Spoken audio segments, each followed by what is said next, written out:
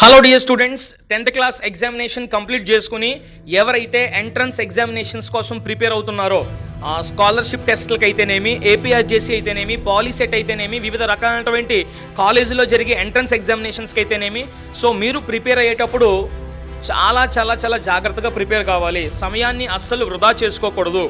So for example APRJC మరియు POLYCET వాళ్ళు ఉన్నారనుకోండి, సో వాళ్ళకి 25th ఒక ఎగ్జామినేషన్, 24th ఒక ఎగ్జామినేషన్ ఉంది. అంటే చాలా తక్కువ సమయం మాత్రం మనకుంది. ఇప్పుడు మీరు కాన్సెప్ట్లు అన్నీ కూడా ప్రిపేర్ అవ్వకుంటూ వెళ్తే సమయం సరిపోదు. కాబట్టి ఇలాంటి సందర్భంలో మనము ఎలా ప్రిపేర్ అవ్వాలి సార్ అని చెప్పేసి చాలామందికి కన్ఫ్యూజన్ ఉంది. సో అలాంటి విద్యార్థులందరికీ కూడా నాకు తోచిన సజెషన్ నేను ఇస్తాను, మీకు నచ్చితే ఫాలో అవ్వండి. మీరు ప్రీవియస్ ఎగ్జామినేషన్ పేపర్స్ అన్నీ కూడా లాస్ట్ 5 years పేపర్స్ గ్యాదర్ చేయండి. అంత మాత్రమే కాకుండా రెఫరెన్స్కి ఒక మెటీరియల్ ఏదో తీసుకోండి మార్కెట్లో, అర్థమవుతుందా? తీసుకుని రోజుకు ఒక క్వశ్చన్ పేపర్ని మీరు సాల్వ్ చేయండి. ఎర్లీ మార్నింగ్ 5కి లేవండి, లేదంటే 6కి లేవండి, లేచి ఒక 2 hours పాటు ఎగ్జామినేషన్ రాయండి. మీకు గన్ షాట్గా వచ్చే బిట్స్ మాత్రమే పెట్టండి. మీకు హాఫ్ వచ్చిన నాలెడ్జ్ బిట్స్ కూడా అస్సలు ఆన్సర్ చేయొద్దు. ఖచ్చితంగా ఈ బిట్కి నేను ఆన్సర్ పెట్టగలుగుతాను, ఇది రైట్ ఆన్సర్ అనుకునే బిట్లు మాత్రం ఆన్సర్ చేసి ఎన్ని మార్కులు వస్తున్నాయి చూడండి. 120కి పాలిసెట్, 150కి ఏపీఆర్జేసీ, ఎన్ని బిట్లు వస్తున్నాయి చూసుకోండి. సో మీరు ఇంకా ఎంత గెయిన్ చేయాలో మీకు అర్థం అవుద్ది.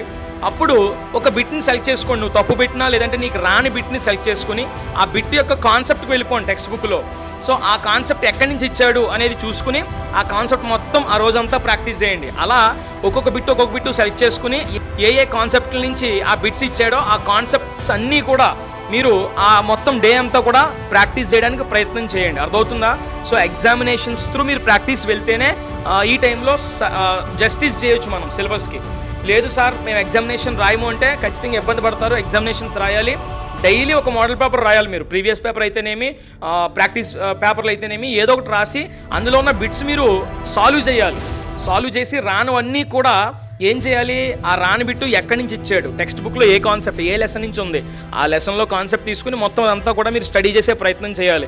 సో రేపనే రోజున ఆ కాన్సెప్ట్ నుంచి నెక్స్ట్ ఎగ్జామినేషన్లో బిట్ వచ్చింది అనుకోండి, ఖచ్చితంగా ఆన్సర్ చేస్తారు. ఇలా డైలీ మీరు ఇదే ప్రొసీజర్లో ఎగ్జామినేషన్ వరకు చేస్తే చాలా కాన్సెప్ట్లు మీరు క్లియర్ చేసేస్తారు. కాబట్టి మీకు నచ్చితే వీలైతే ఈ ప్రొసీజర్ని ఫాలో అవ్వండి.